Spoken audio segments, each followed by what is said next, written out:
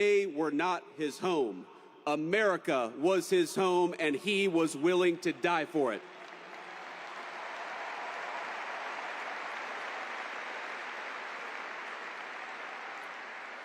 You know, Charlie, he loved this country with a contagious intensity. Anybody who talked to him knew it and felt it. He knew that America was a beautiful place and we had these incredible ideas, but he also knew that our country was a covenant between the generations past, present, and future. He believed this country's best days were not behind us, but ahead of us. But he knew those better days would have to be earned. They would have to be worked for. We would have to sacrifice and work and tell the truth. He knew that America wouldn't be saved just by pulling together seminars or talking about the right kind of books in front of the right kind of people. The movement which he created demanded more. It demanded courage. It demanded hard work. It demanded building, and it demanded leaders. And my friends, in Charlie Kirk, we found a great American leader.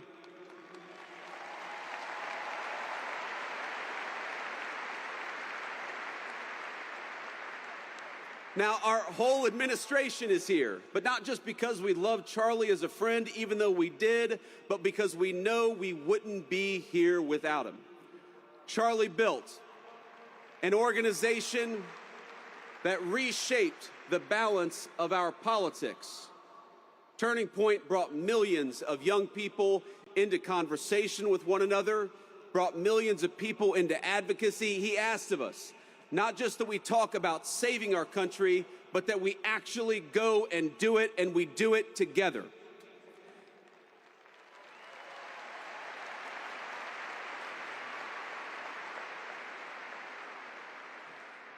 But even as Charlie built on a grand scale, his greatness was never only in his ambition. It was measured in the everyday moments as well, in the way that he treated ordinary people each and every single day. You know, you learn a lot about someone by how they treat others when the cameras aren't on. Charlie treated staffers as well as he treated the President of the United States. When I was just a guy polling at nothing in my Senate race back in 2021, Charlie helped me, not because I was a future vice president, but because I was a dear friend. I saw just a couple of months ago when a White House staffer struggled with the weight of his job and the responsibilities of new fatherhood. Charlie stopped what he was doing in the hallways of the West Wing and said a prayer for that staffer. Because Charlie believed that we were all children of God, he treated everyone with grace. And that is perhaps the enduring legacy of Charlie Kirk. You know, I was telling somebody backstage that I always felt a little uncomfortable talking about my faith in public as much as I loved the Lord and as much as it was an important part of my life. I have talked more about Jesus Christ in the past 2 weeks than I have my entire time in public life.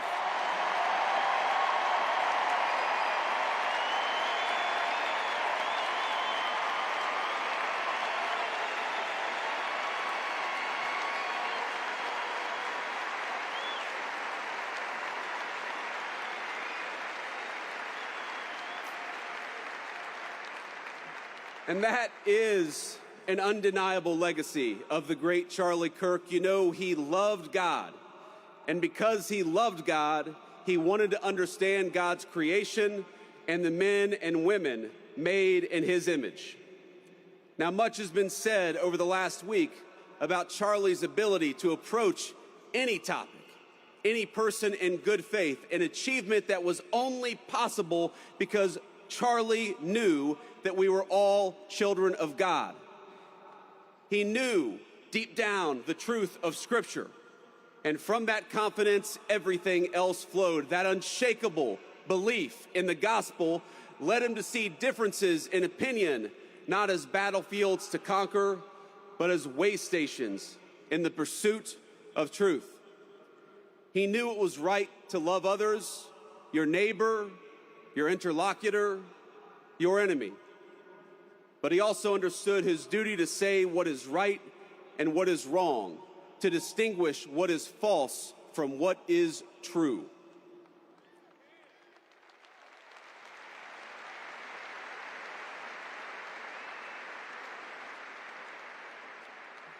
Charlie was slain, doing what he loved, telling the truth, proclaiming his faith, building out a dream. And now he's gone, and our hearts feel so empty because he's been taken from us. He's been taken from his parents and from his sister. He has been taken from our darling Erika and their beautiful children. And Erika, I know I speak for this entire auditorium when I say that we love you and we will never stop standing by your side, just as Charlie did.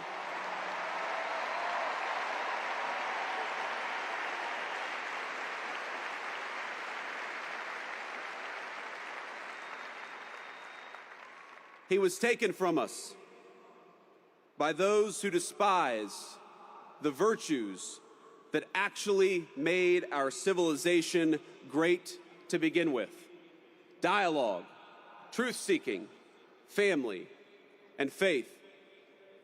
In the wake of his death, we have seen some of the very worst parts of humanity. We have watched people slander him. We have watched people justify his murder and celebrate his death. I know that this makes you angry just as it has made me angry. But it is easy in these moments to see only the worst of our fellow man. I found myself wishing that I could pick up the phone and talk to my friend and ask him for his advice and his counsel, to ask him how to respond to such hate and the souls from which that hate springs. But I can't call my friend, because he was murdered for speaking the truth. I can only guess at what he might say and what he would encourage me to do. And here's what I think. I think he would encourage me to be honest that evil still walks among us. Not to ignore it for the sake of a fake kumbaya moment, but to address it head on and honestly as the sickness that it is.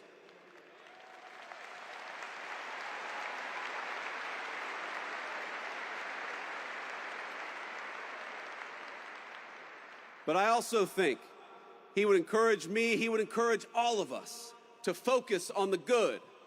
He would encourage us to remember that for every hateful voice celebrating his murder, there are 1,000 people mourning it and fighting for his legacy every single day.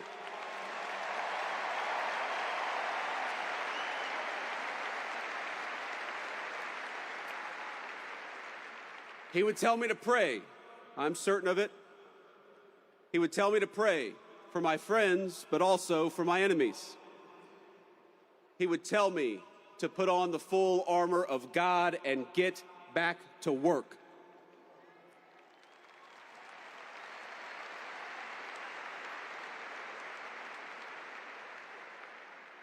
He would tell us to commit ourselves to telling the truth and to fight for that truth each and every single day. He would tell us to talk about God's love and the fact that that love applied everybody across the whole human family. Charlie suffered a terrible fate, my friends. We all know it. We all saw it. But think, it is not the worst fate. It is better to face a gunman than to live your life afraid to speak the truth.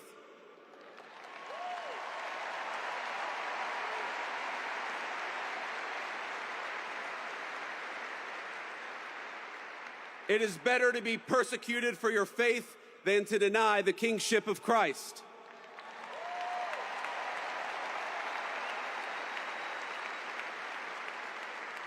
It is better to die a young man in this world than to sell your soul for an easy life with no purpose, no risk, no love, and no truth.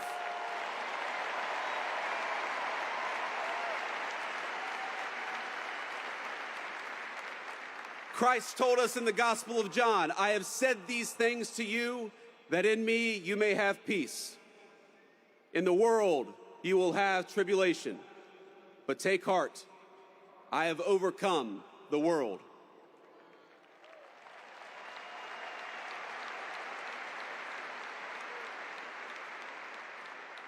Charlie took heart, and now we must do the same.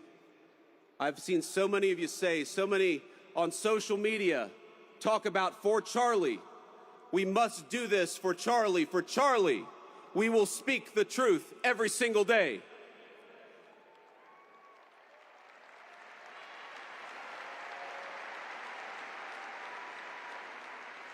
For Charlie, we will rebuild this United States of America to greatness.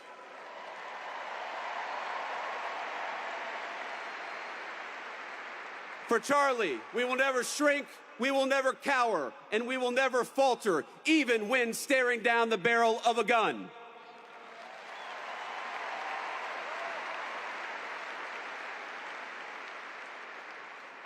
For Charlie, we will remember that it is better to stand on our feet defending the United States of America and defending the truth than it is to die on our knees.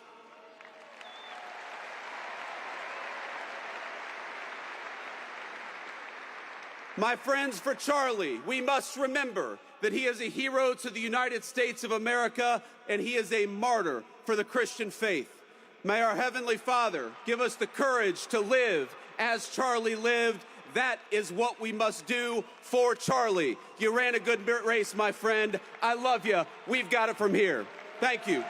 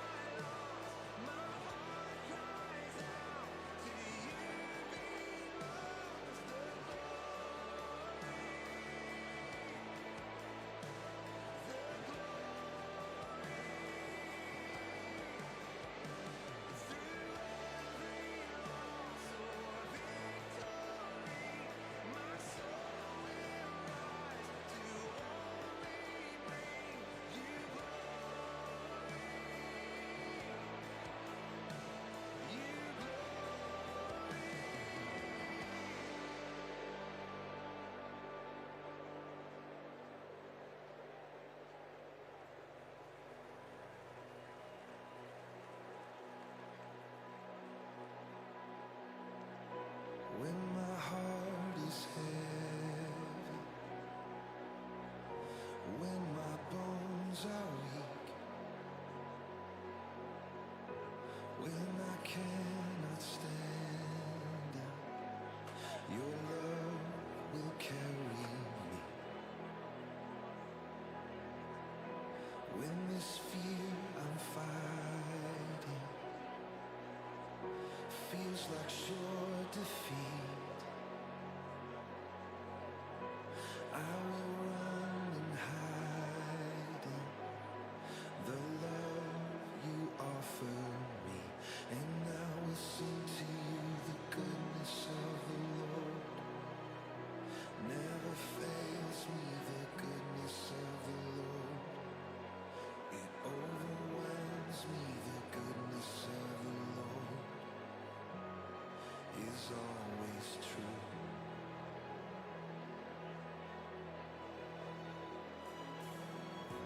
When my soul is weary, when my spirit's dry, I so often wonder, still you never leave my side. Father, my heart will praise you. Oh, that my life would sing. For only you deserve, God, your worship I will bring, and I will sing to you.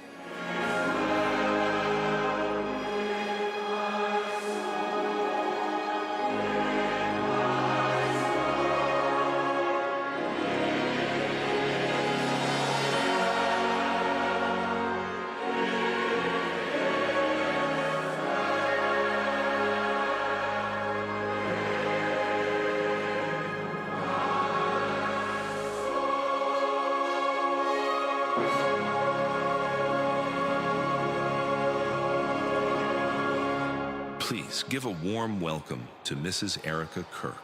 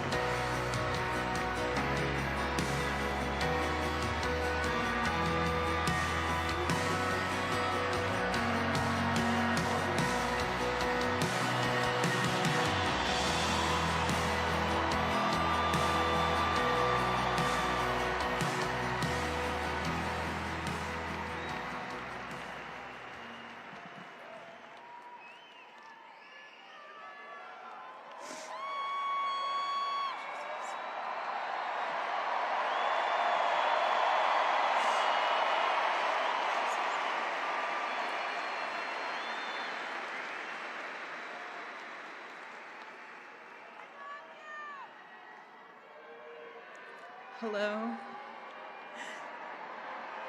God bless all of you for coming here from all over the world to honor and celebrate my Charlie.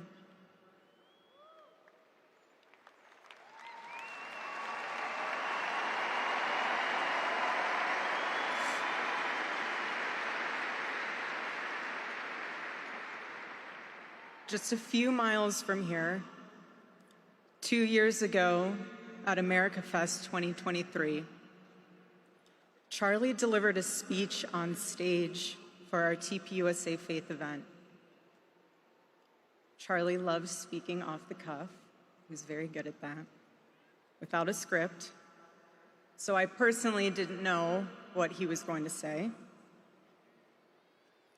And what he chose to speak about that day was his submission to the will of God. He quoted one of his favorite Bible verses, Isaiah chapter 6, verse 8. "Here I am, Lord. Send me." After Charlie finished, I met him backstage, and I spoke to him, and I'll never forget this. I said, "Charlie, baby, please talk to me next time before you say that statement." Because when you say something like that, there is so much power in that verse. When you say, "Here I am, Lord, use me," God will take you up on that. And he did with Charlie.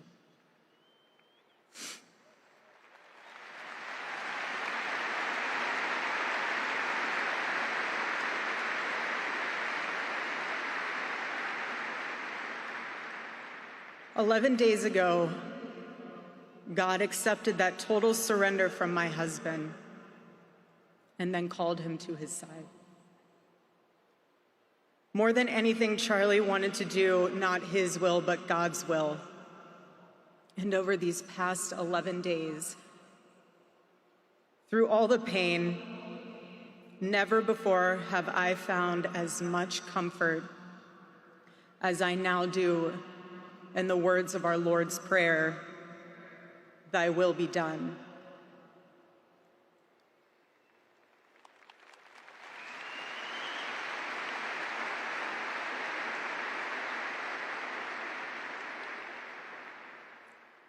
God's love was revealed to me on the very day my husband was murdered. On the afternoon of September 10th, I arrived at a Utah hospital to do the unthinkable, to look directly at my husband's murdered body. I saw the wound that ended his life. I felt everything you would expect to feel. I felt shock. I felt horror and a level of heartache that I didn't even know existed. But there was something else too. Even in death, I could see the man that I love. I saw the one single gray hair on the side of his head, which I never told him about. Now he knows. Sorry, baby, I'm telling you now, but never told him. Didn't want to. I also saw this. I also saw on his lips the faintest smile. And that told me something important. It revealed to me a great mercy from God in this tragedy. When I saw that, it told me Charlie didn't suffer. Even the doctor told me. It was something so instant that even if Charlie had been shot in the operating room itself, nothing could have been done. There was no pain. There was no fear, no agony. One moment, Charlie was doing what he loved, arguing and debating on campus, fighting for the gospel, truth, in front of a big crowd. And then he blinked. He blinked and saw his Savior in paradise.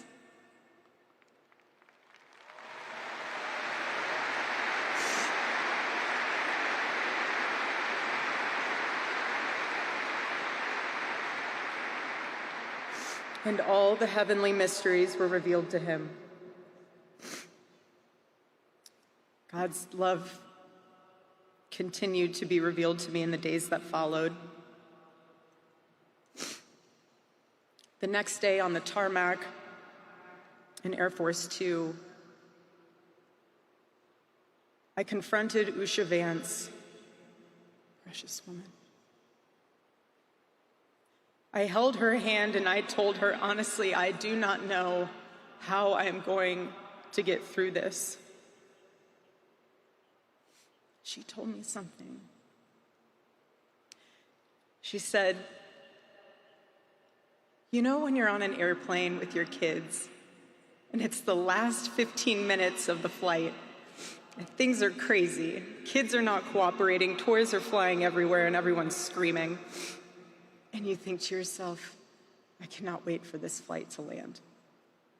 and it's 15 minutes before you land.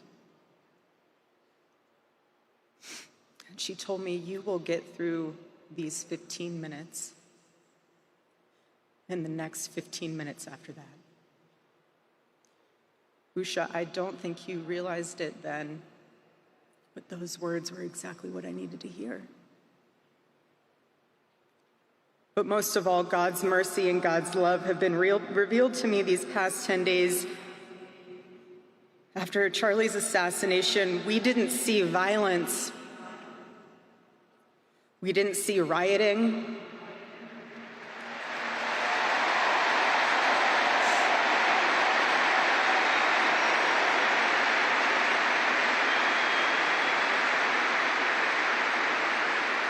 We didn't see revolution. Instead, we saw what my husband always prayed he would see in this country. We saw revival.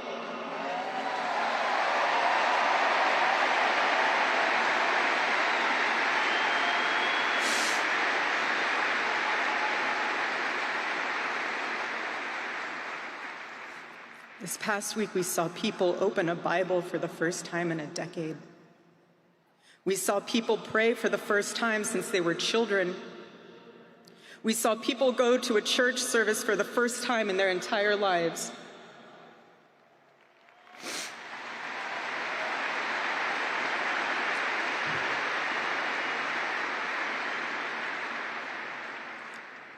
Charlie liked to journal. And I say this because he did it to remember important moments and sayings that affected him. And one of the things he wrote in his journal was this: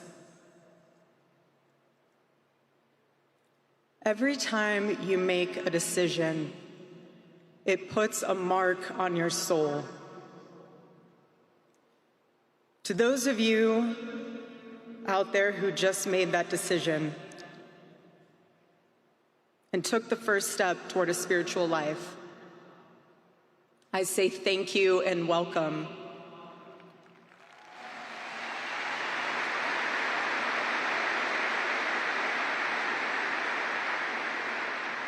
One day, I hope you look back and realize it was the most important decision of your life, because it is. All of you who are already believers, it is your job to shepherd these people. Do not take that lightly. Water the seed of their faith. Protect it and help it grow. Every day as Charlie rode into the office, he would go through his contact list. And I know there's many of you who were impacted by this. He would go through his contact list and send Bible verses for the day. He knew that faith was a habit. The more you live it, the more it grows. But know this too: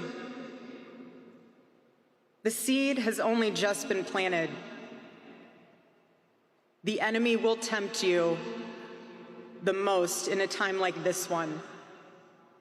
God will always be there for you, but you must choose to mark your soul again and again in the direction of Christ.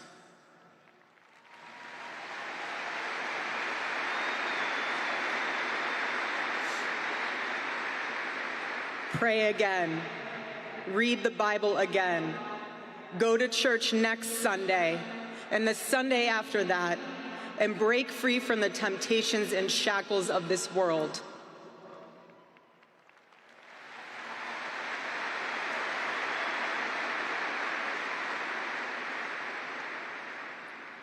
Being a follower of Christ is not easy. It's not supposed to be. Jesus said, if anyone would come after me, let him deny himself, take up his cross and follow me. He said he would be persecuted. He said we would be persecuted. And Charlie knew that and happily carried his cross all the way to the end. And I want all of you to know, while Charlie died far too early, he was also ready to die. There was nothing he was putting off. There was nothing that was too hard or too painful, or nothing that he just felt like he didn't want to do it. He left this world without regrets. He did 100% of what he could every day. But I want you to know something. Charlie died with incomplete work, but not with unfinished business.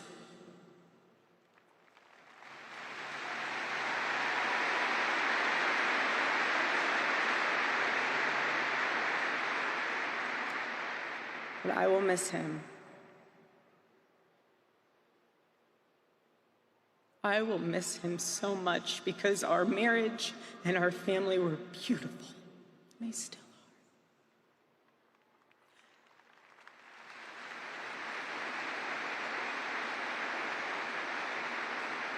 The greatest cause in Charlie's life was trying to revive the American family.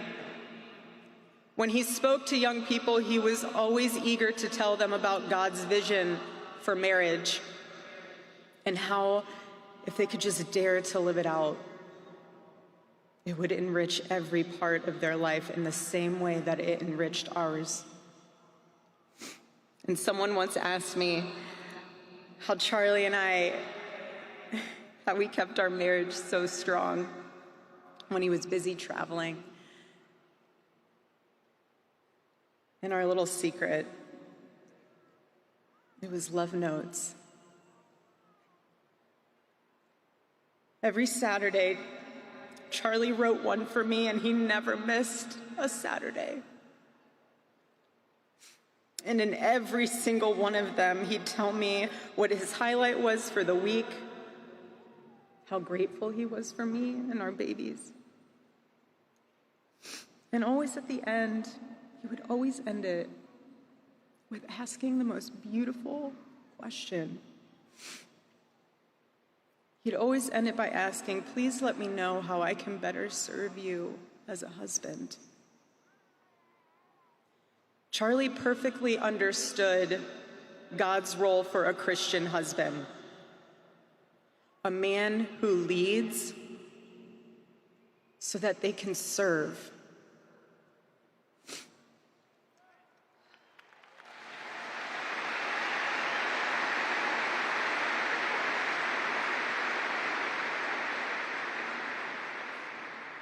To all the men watching around the world, accept Charlie's challenge and embrace true manhood. Be strong and courageous for your families.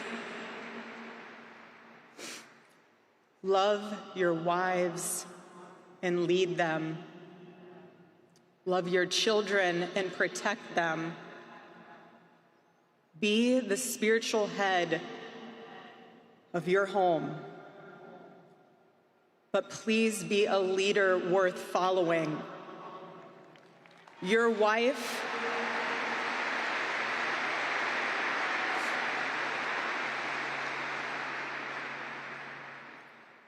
is not your servant. Your wife is not your employee. Your wife is not your slave. She is your helper. You are not rivals. You are one flesh working together for the glory of God.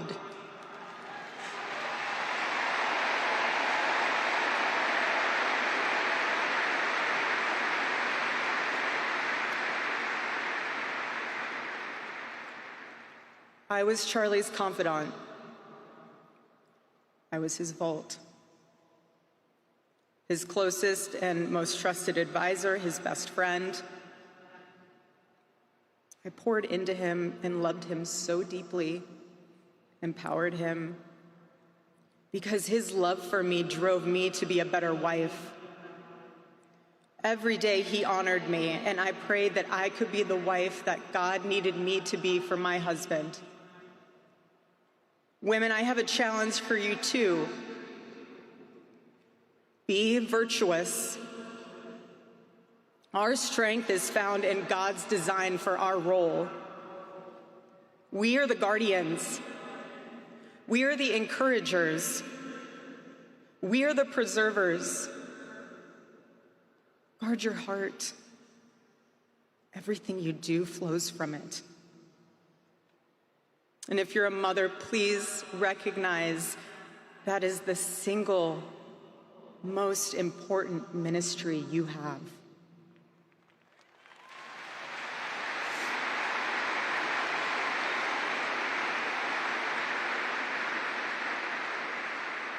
In our home, because Charlie traveled a lot, we tried to travel with him where we could. But I made sure that when Charlie returned from work, it was his sacred landing place, away from the worries of the world.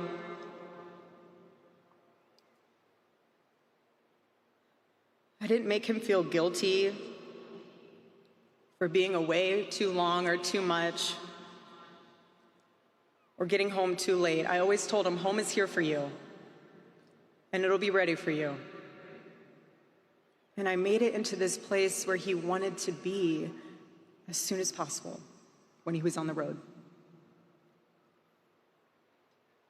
There was no keeping score between us. We were a team, working together for the same mission. I never wanted to be the one standing between Charlie and the task that God prepared for him, had set for him. And I knew Charlie would always do his best to help me with the same. My marriage with Charlie was the best thing that ever happened to me. And I know it was the best thing that ever happened to him as well. He wanted everyone to experience that joy. And that's what's so beautiful about God's design for marriage, is that everyone can. And I could talk endlessly about it, and years to come I will. But Charlie's mission above all was aimed directly at those who aren't married. He named his organization well. He knew things were not right with America, and especially with young people, and they needed a new direction. Charlie passionately wanted to reach and save the lost boys of the West, the young men who feel like they have no direction, no purpose, no faith, and no reason to live. The men wasting their lives on distractions, and the men consumed with resentment, anger, and hate. Charlie wanted to help them. He wanted them to have a home with Turning Point USA. And when he went onto campus, he was looking to show them a better path and a better life that was right there for the taking. He wanted to show them that.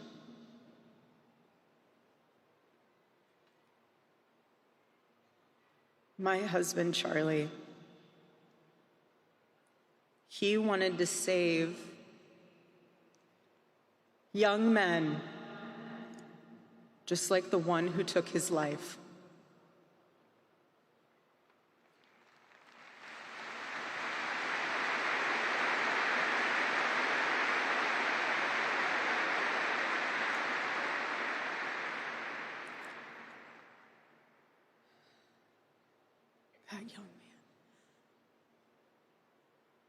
That young man, on the cross, our Savior said,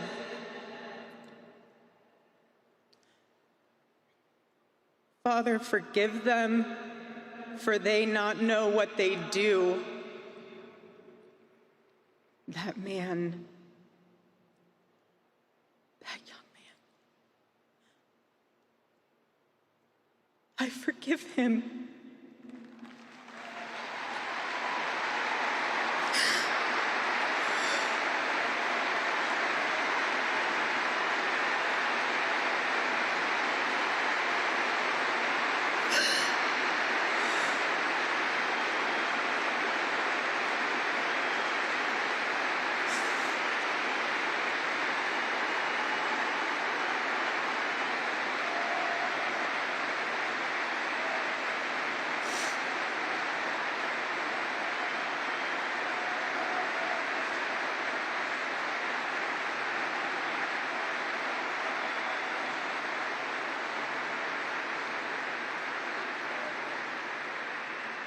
I forgive him because it was what Christ did and is what Charlie would do. The answer to hate is not hate. The answer we know from the gospel is love, and always love. Love for our enemies and love for those who persecute us. The world needs Turning Point USA. It needs a group that will point young people away from the path of misery and sin. It needs something that will lead people away from hell in this world and in the next. It needs young people pointed in the direction of truth and beauty. And so I promise you today, every part of our work will become greater.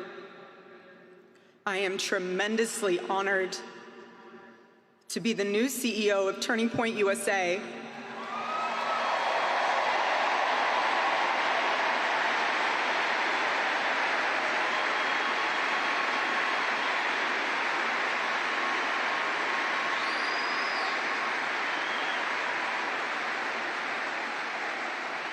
I do not take that lightly.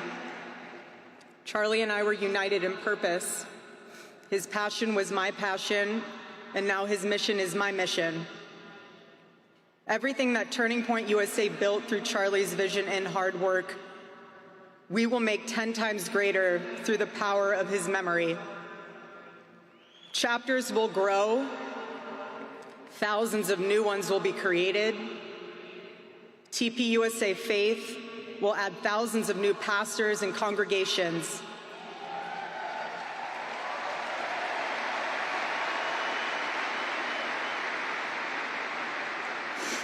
And yes, campus events will continue, and we will continue to hold debates and dialogue.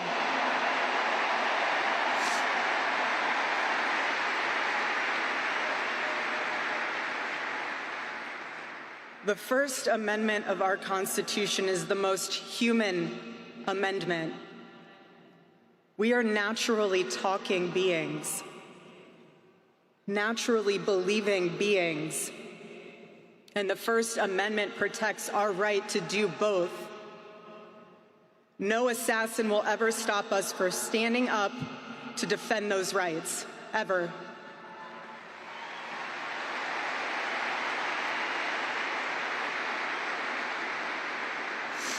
Because when you stop the conversation, when you stop the dialogue, this is what happens. When we lose the ability and the willingness to communicate, we get violence.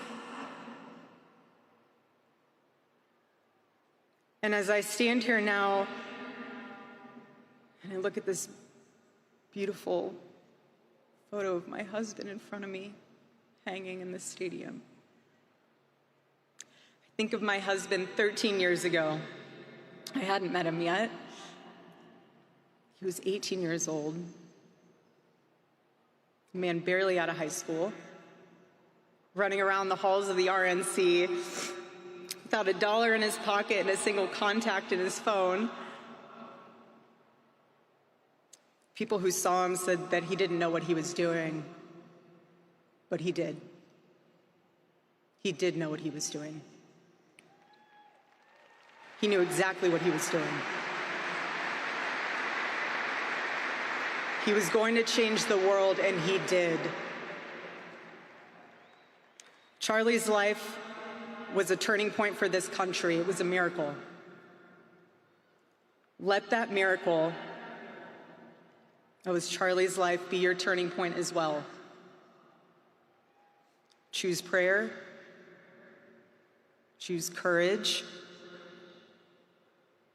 Choose beauty. Choose adventure. Choose family. Choose a life of faith. Most importantly, choose Christ.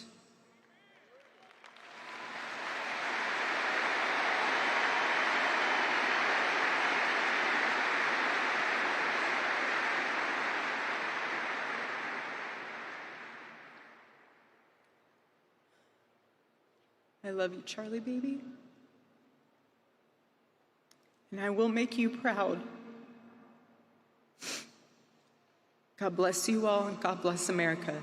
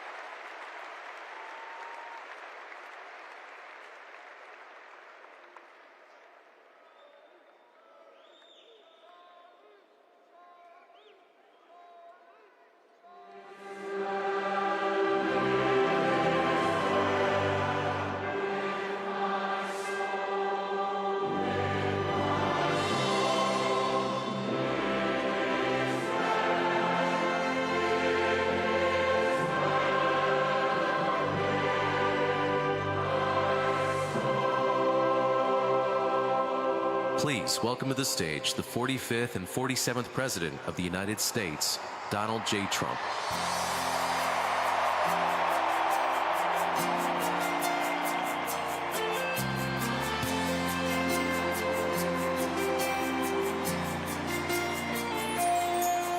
If tomorrow all the things were gone, I'd work for all my life, and I had to start again with just my children and my wife. Thank my lucky stars to be living here today, that the flag still stands for freedom, and they can't take that away. And I'm proud to be an American, where at least I know I'm free. And I won't forget the men who died, who gave that right to me. And I gladly stand up next to you and defend her still today. 'Cause there ain't no doubt I love this land. God bless the USA.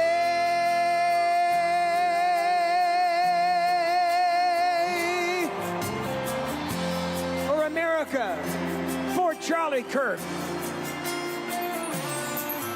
From the lakes of Minnesota to the hills of Tennessee, across the plains of Texas, from sea to shining sea, from Detroit to Houston, oh, in New York to LA.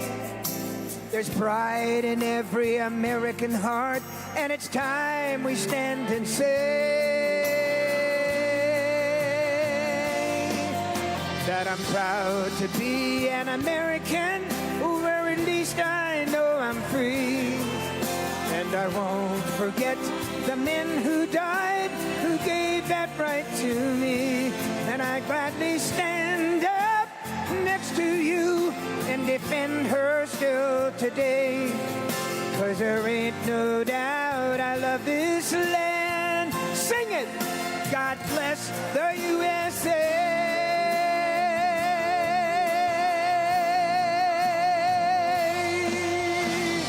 And I'm proud to be an American, where at least I know I'm free. And I won't forget the men who died, who gave that right to me. And I gladly stand up next to you and defend her still today. 'Cause there ain't no doubt I love this land. God bless the USA.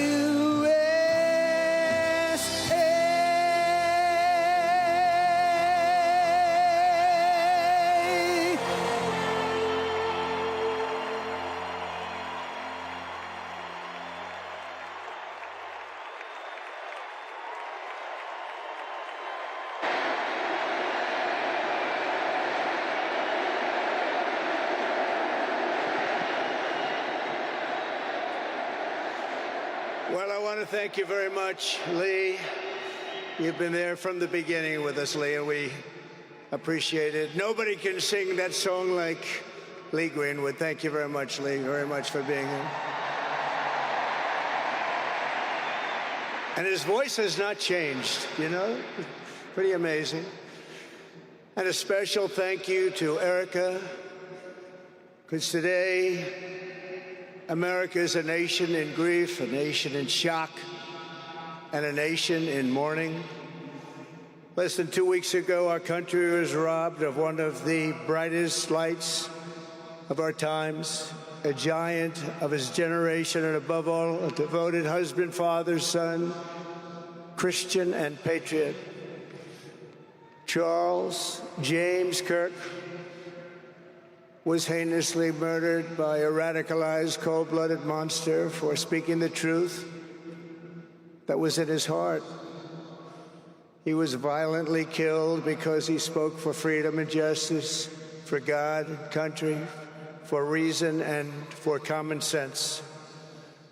He was assassinated because he lived bravely, he led boldly, and he argued brilliantly without apology. He did what was right for our nation. And so on that terrible day, September 10th, 2025, our greatest evangelist for American liberty became immortal. He's a martyr now for American freedom. I know I speak for everyone here today when I say that none of us will ever forget Charlie Kirk, and neither now will history.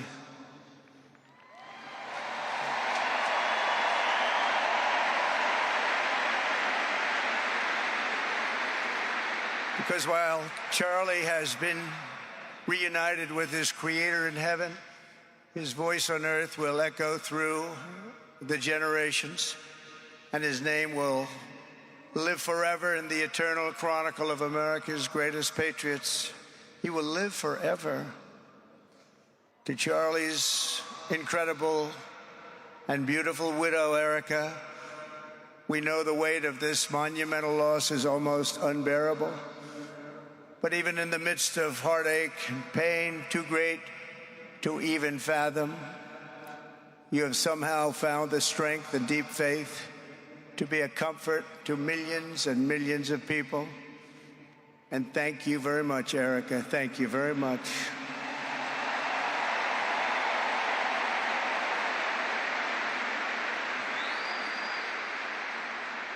Today, an entire nation wraps its loving arms around you and your beautiful children.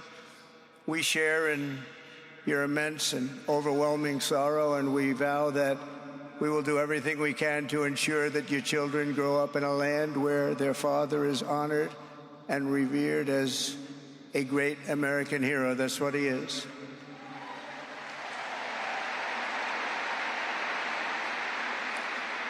To Charlie's parents who lost their beloved son, and to the entire Kirk family, we know that no words can ever be enough to fill the void he leaves behind. That's a void that just can't be filled. But I hope the extraordinary outpouring of emotion over these past 11 days has comforted you with the knowledge that your son brought more good and love into this world in his 31 short years than most people, even very, very successful people, can bring in a lifetime.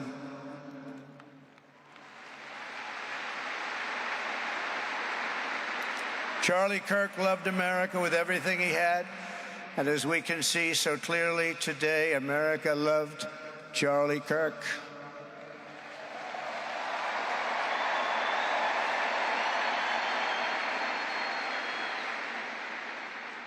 And he could always draw a big crowd. Look at this today. Look at what's gone on. This is a big crowd.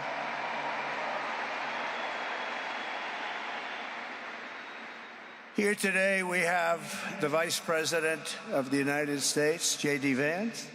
We have the Speaker of the U.S. House of Representatives, Mike Johnson. We have countless members of the United States Senate, and I'm sorry I'm not going to introduce you, but I'll be up here. They're all over the place. and likewise the House of Representatives. They're all over this big stadium. This is not an arena, this is a stadium. Our great cabinet and this stadium packed with rafters of people, not to mention the one across the street that also has tens of thousands of people, and they're watching us on screen right now.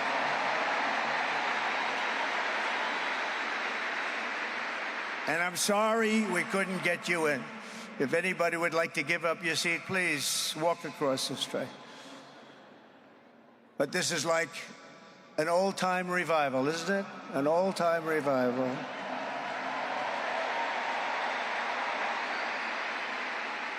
For millions of Americans, especially young people, it is agonizing and unthinkable to say goodbye to a patriot whose heart still had so much to give. It's so much. Raised in the suburbs of Chicago, Charlie was filled with a patriotic spirit from his youth, and he was an all-American in everything he did. And one of the last things he said to me is, "Please, sir, save Chicago." We're going to do that. We're going to save Chicago from horrible crime.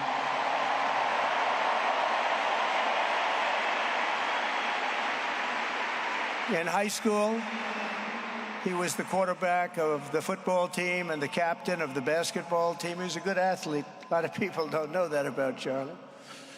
He was an Eagle Scout who spent his school lunch breaks listening to another champion for liberty, somebody that he greatly admired, Rush Limbaugh.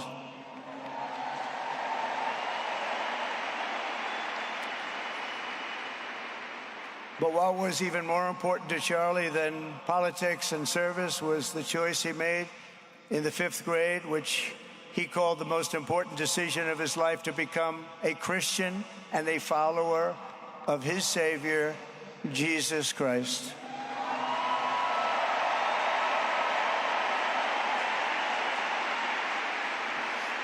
Inspired by faith and his love of freedom, Charlie did something remarkable when he was just 18 years old.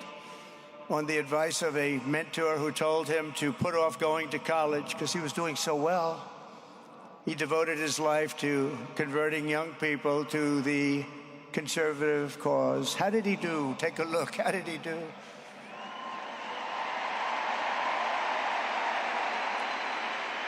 In 2012, 2 days after graduating high school, and with just $1,800 in his pocket, the young man from Illinois, who no one had ever heard of, started an organization whose grand ambitions were captured in its name, Turning Point USA. Great name.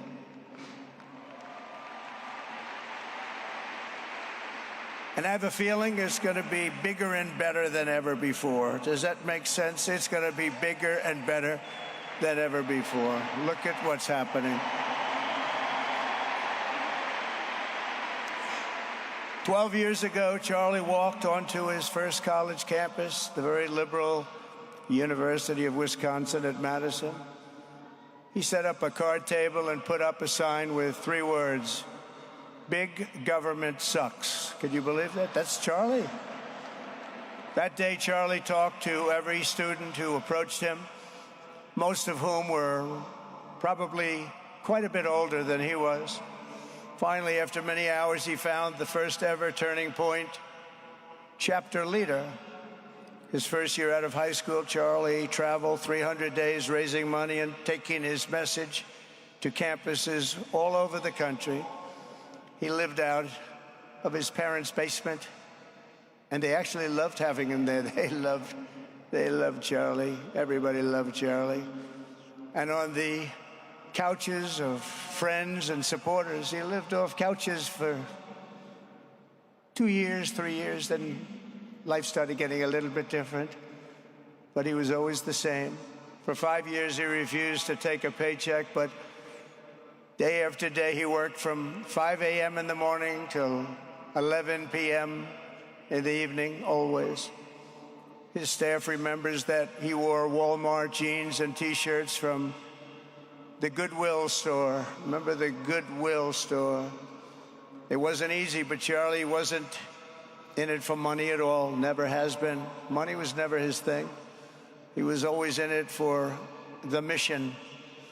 As he liked to say even back then, we have a country to save. Just what he did. He'd call me all the time, sir, we have a country to save. I said, Charlie, thanks very much for telling me that. I appreciate it. Charlie volunteered for my 2016 campaign and traveled the nation with my son, Don, and Eric. I got to know him very well and saw immediately that Charlie was actually a master builder of people. It was Charlie who first started organizing young black conservatives hungry for support and leadership. It was Charlie who stood up for persecuted Christians and Jews on college campuses.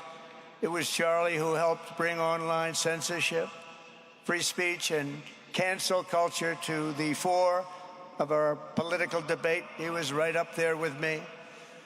It was Charlie who helped unite MAGA, and you know what MAHA is? That's right, Make America Healthy Again. And tomorrow we're going to have one of the biggest announcements, really medically, I think, in the history of our country. We're going to be doing it with Bobby and Oz and all of the professionals. I think you're going to find it to be amazing. I think we found an answer to autism. How about that? Autism. Tomorrow, we're going to be talking in the Oval Office in the White House about autism, how it happens, so we won't let it happen anymore, and how to get at least somewhat better when you have it, so that parents can help their child, their beautiful child. That's a big one. I've been bugging everybody over there, get the answer to that. You know, 20 years ago, 1 in 10,000 were born with autism. 20 years ago. The most recent survey says 1 in 12. How bad is that?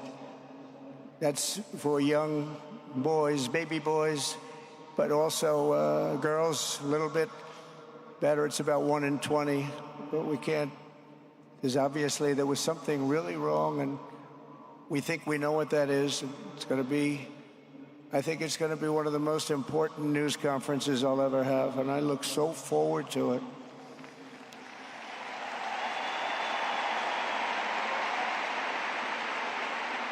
And you know who else looked forward to it? Because he knew. I tell him a little bit about what was going on. Was Charlie. He would have been front row center, believe me. We'll be missing him tomorrow. It was such a big deal for him, too. He brought together Donald Trump, Bobby Kennedy, right here in the great state of Arizona 1 year ago. Remember that? What a night, what a day that was. And it was Charlie who was among the first to speak to me about a man from Ohio by the name of J.D. Vance. Have you ever heard of him? He's doing a good job.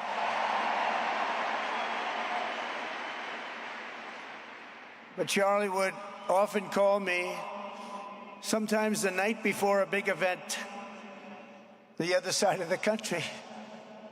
And he'd ask me, he'd say, do you think you could come and speak at the event? The following day, right? I'd say, Charlie, I'm the president of the United States. You want me to travel 4 hours by plane? And you know, sometimes I did it. He was a very good guy. He was a very convincing guy. He didn't stop, but he would ask for things like that. Sir, could you be tomorrow in California? I said, Charlie, give me a break, please. He just wouldn't stop. And he succeeded. But I almost always went because you never wanted to let Charlie down. He worked so hard. You just didn't want to let him down. I felt guilty. He'd make me feel very guilty. As president, many people asked me for things, but Charlie was one of the few who always gave more than he took.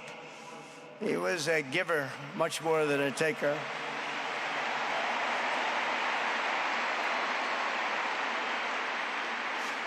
And no matter how big Charlie became, no one was too small for him to notice. He was good to everybody. Didn't matter. Several years ago, a fourth grader asked Charlie to appear on his podcast, which was probably only watched by the parents of that fourth grader. And Charlie, who was actually pretty hot at the time, to be honest, he agreed, and the boy asked for advice. Charlie replied, the left, I call it the radical left. I call it sometimes the radical left lunatics. But Charlie didn't say that. He called it the left. He was probably right, but I can't help it. I can't help it.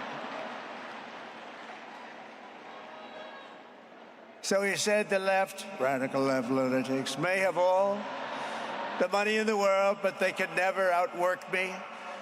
I will wake up as early as I need to about himself. I will stay up as late as I need to, and I will never stop fighting for our country. And he did this until his dying breath. That's what he was doing. That's what he was doing. Think of it. Wow.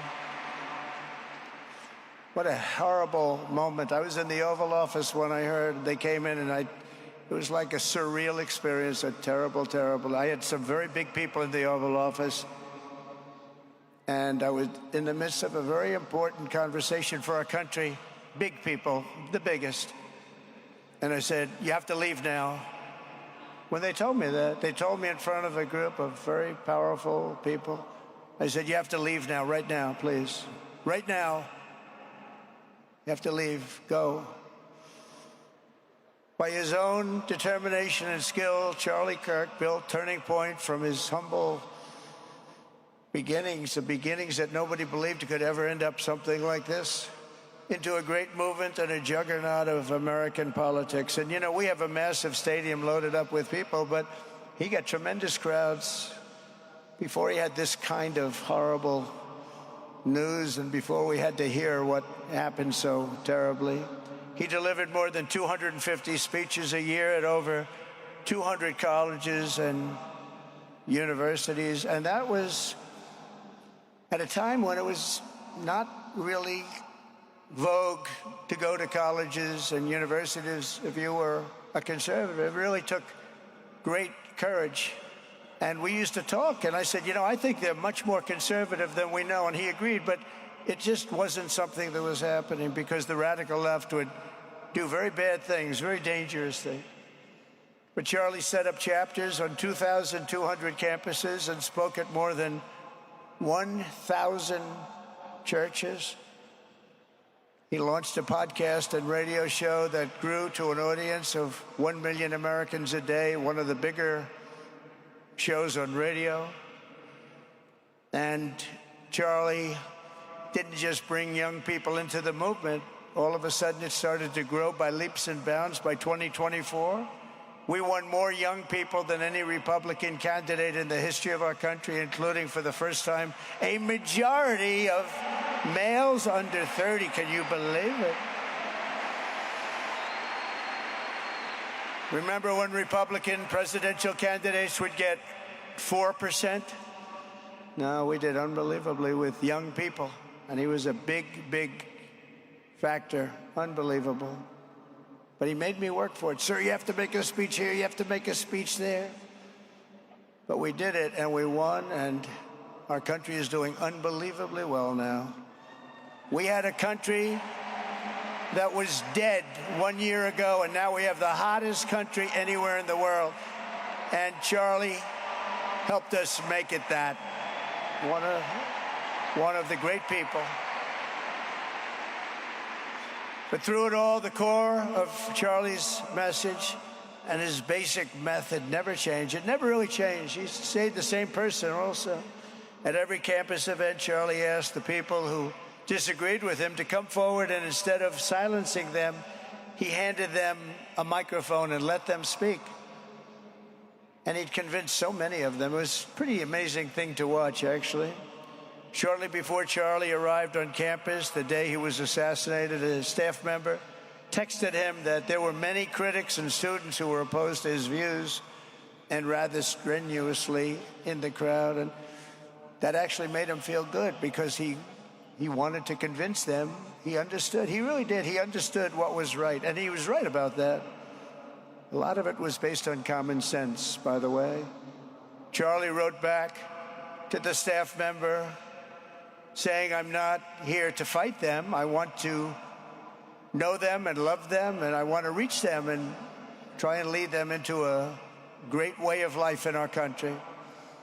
In that private moment on his dying day, we find everything we need to know about who Charlie Kirk truly was. He was a missionary with a noble spirit and a great, great purpose. He did not hate his opponents. He wanted the best for them. That's where I disagreed with Charlie. I hate my opponent, and I don't want the best for them. I'm sorry. I am sorry, Erika. But now Erika can talk to me and the whole group, and maybe they can convince me that that's not right, but I can't stand my opponent. Charlie's angry. Looking down, he's angry at me now. He wasn't interested in demonizing anyone. He was interested in persuading everyone to the ideas and principles he believed were good, right, and true. Before each appearance, he prayed these words: "God, use me for your will." Always said the same thing: use me for your will.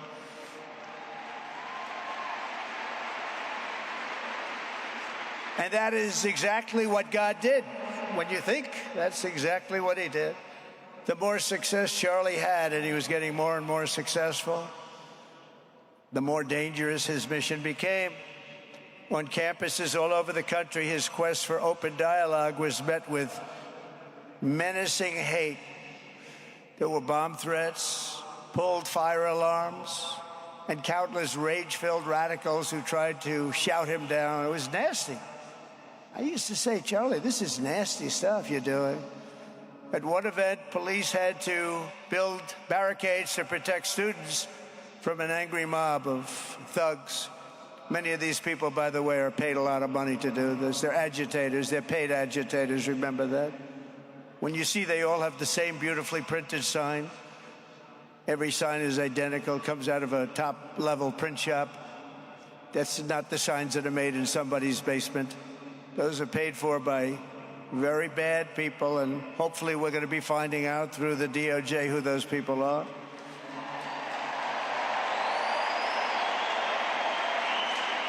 At another college, Antifa terrorists shattered windows, threw rocks, and tried to storm the building where Charlie was speaking. It was a really bad one. Often dozens of police officers were needed to prevent left-wing violence. And the violence comes largely from the left. You don't hear that from too many people, do you? And virtually every day for years before he was murdered, Charlie received these horrible death threats. People don't know. I used to talk to him about it. He said, "I got some threats." He always felt that when they actually made the threat, they were not the ones to worry about. The ones to worry about were the ones that don't make the threats. I think you know what I mean. He knew the risk, but he and I shared a certain motto: never back down and never, ever surrender. Just don't surrender, never back down. He believed in it so strongly. So strongly. And he's right. He's totally right. The radicals and their allies in the media,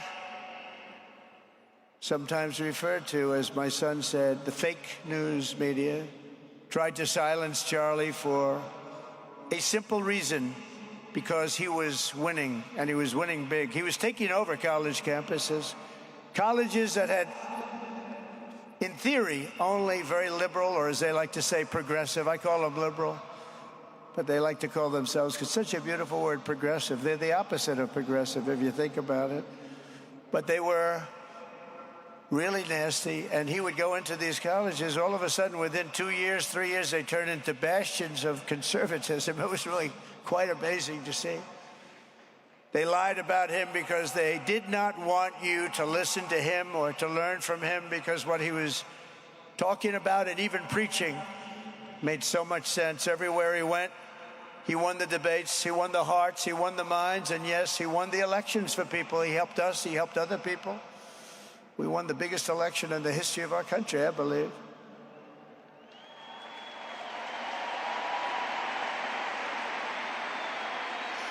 Charlie Kirk was without a doubt among the most influential figures in the most important election in the history of our country. The election of, that beautiful day, November 5th, 2024. Do you remember that day? It was 9 months ago. What a day that was. I mean, we had a pretty good day in the first one. And I must tell you, on the second one, we had a phenomenal day. But a lot of bad things happened. And now that's not even questioned. They cheated like dogs, but we got them back, didn't we, huh? Got them back. But we owe Charlie a profound and eternal debt of gratitude now. Just like Charlie and Erika made Turning Point hot, we are looking at a country that has the chance to attain a level like never before. Tariffs are making us rich again, richer than anybody ever thought was possible.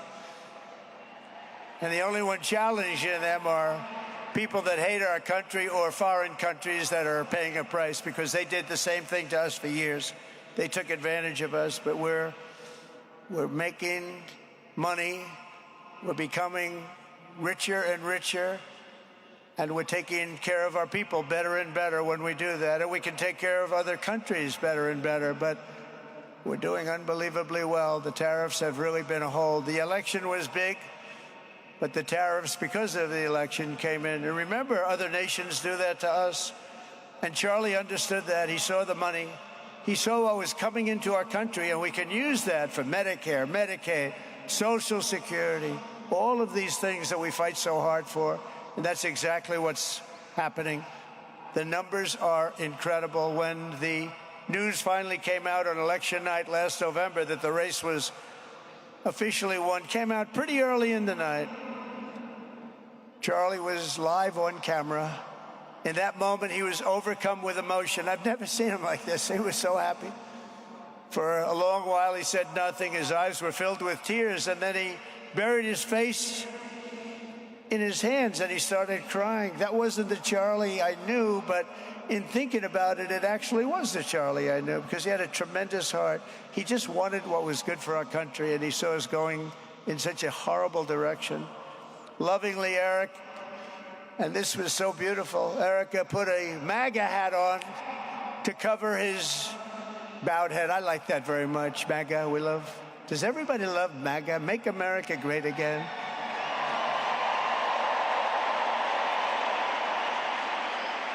When Joe Biden used to get up, remember the speeches? We will stop MAGA. We will stop MAGA. You know, he could barely get the words out. We will stop. I said, can somebody inform him that MAGA means Make America Great Again? How do you say you're going to stop it? And Charlie understood that. When Charlie finally looked up and spoke, he smiled through the watery eyes and simply said, I am humbled by God's grace. That was his statement that night. I was watching him. I was very impressed, actually. It showed he had a big heart.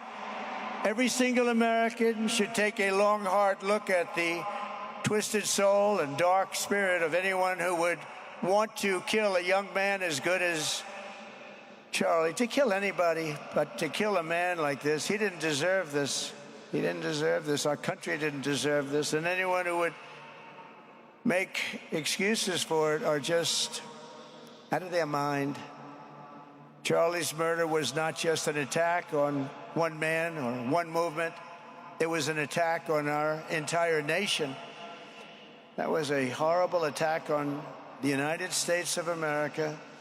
It was an assault on our most sacred liberties and God-given rights. The gun was pointed at him, but the bullet was aimed at all of us. That bullet was aimed at every one of us.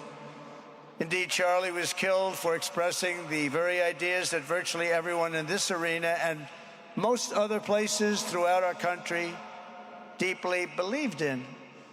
But the assassin failed in his quest because Charlie's message has not been silenced. It now is bigger and better and stronger than ever before, and it's not even close. And it's rare that such a thing happens, but Charlie is bigger today than he was, think about it, just 2 weeks ago. He's bigger today than he was 2 weeks ago. Now, that may not help his friends and loved ones, of which there are so many. It may not help Erika and those beautiful children who have to suffer so horribly through this moment, but they know it's true. He's bigger now than ever before, and he's eternal. He's eternal. And I just want to say we love him. And he's looking down at us right now, and he's saying, wow, that's a great crowd. He's saying, that's a great crowd.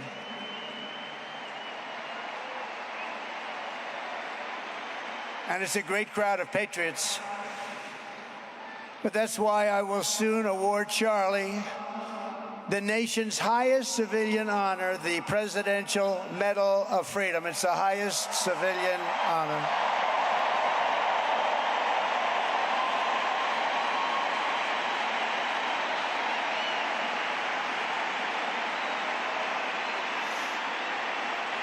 And we will do the ceremony at our beautiful White House in a very safe Washington, D.C., a place that Charlie truly revered. You know, we stopped the crime in Washington. Took 12 days. Now you can go to restaurants. You can walk down the middle of the street with your wife. You can have your wife walk alone down the middle of the street. She's going to be in good shape. What a difference. What a difference good management really makes. But it's I'm so proud of that Washington, D.C. You know, it's one of the worst in the nation, in the world. And now it's considered a very safe city. And it's also, I passed it yesterday, I went through it, and the lawns are good. It's like a different place. It's like the tents are gone, the threats are gone, the gangs aren't there. We got rid of, we took out 1,500 career criminals, 1,500.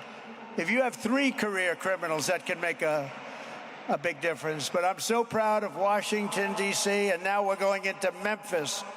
And we'll get that one straightened out fast. And then we're going into some others, but we're going to go to Chicago, and we're going to have Charlie very much in mind when we go into Chicago. And we'll get that one straightened out. You have an incompetent governor who he thinks it's okay when 11 people get murdered over the weekend. He thinks you don't have any crime when 11 people get murdered and 28 people get shot. He says he's got crime. No, they don't have it under control, but we'll have it under control very quickly. So we're going to be doing that. And Charlie loved what we were doing. He was so proud of what happened. He was there to see it. He so proud of what happened in Washington, D.C.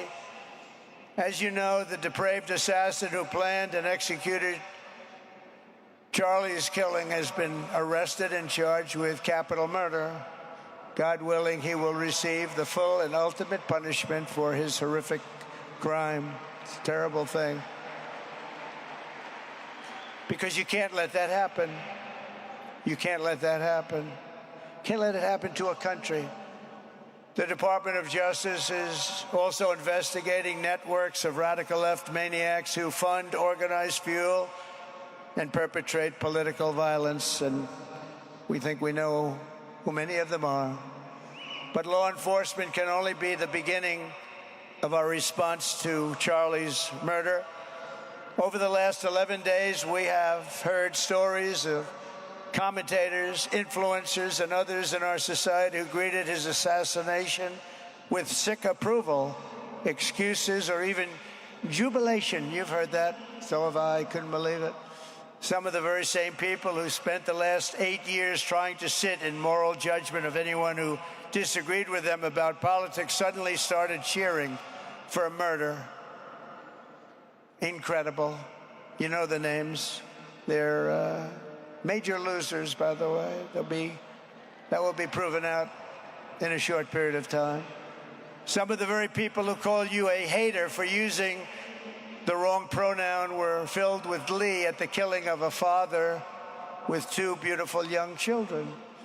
And the same commentators who this week are screaming fascism over a canceled late-night TV show where the anchor had no talent and no ratings, last week were implying that Charlie Kirk deserved what happened to him.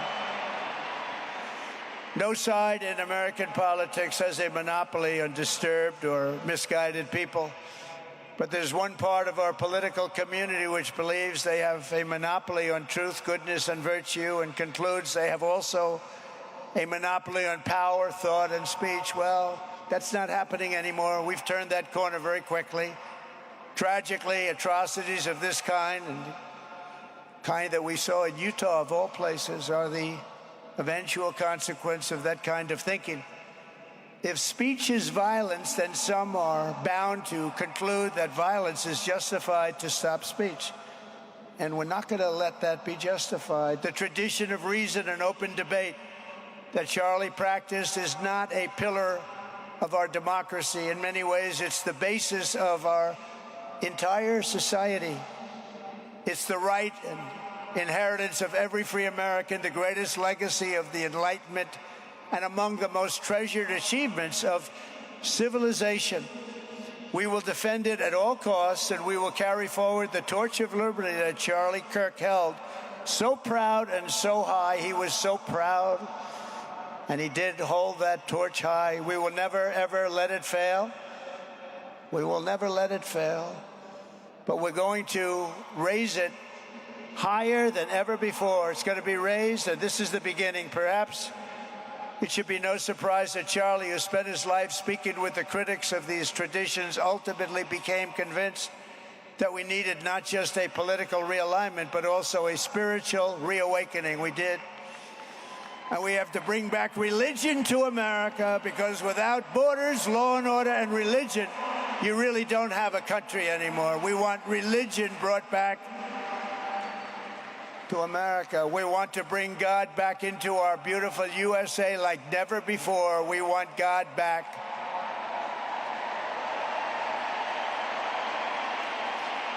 Charlie would have been so pleased to hear his friends and colleagues today giving testimony and giving glory to God.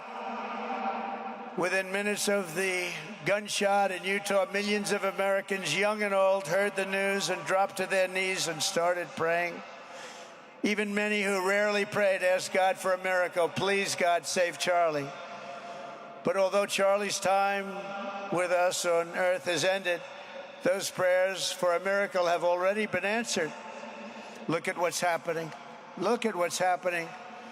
In the days since Charlie's death, we have seen how his legacy has touched so many millions around the world. In Calgary, Canada, thousands gathered at City Hall to sing the American national anthem and raise up posters with the name Charlie Kirk. In Seoul, South Korea, crowds gathered to wave American flags and shout, "We are for Charlie Kirk." His memory has been honored in the streets of Berlin, Warsaw, Vienna, Sydney, Madrid, London, Tel Aviv, and all over the world. So beautiful to watch. A man as far away as rural Australia texted a pastor, "I'm going to come to church tomorrow for the first time ever."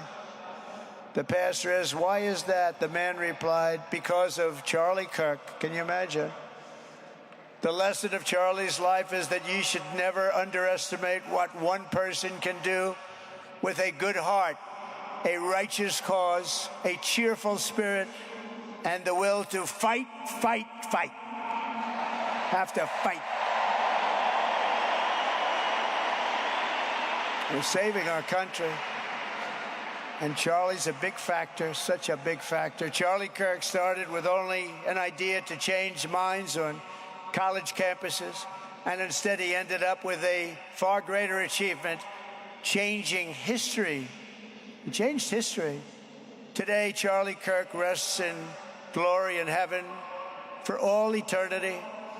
He has gone from speaking on campuses in Wisconsin to kneeling at the throne of God, where he is right now.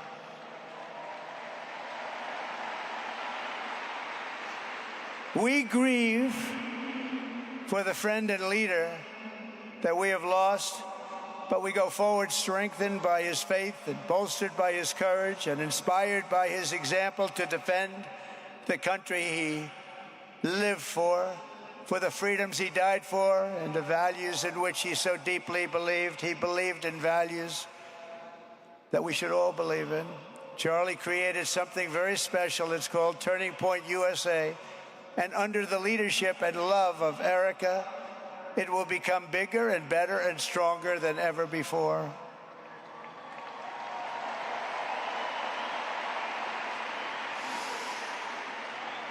So, Charlie, we all want to thank you.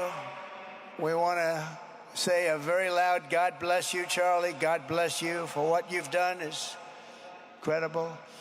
And God bless Erika and the children. God bless the United States of America. And could I ask Erika, please come out? Erika, please come out. Thank you.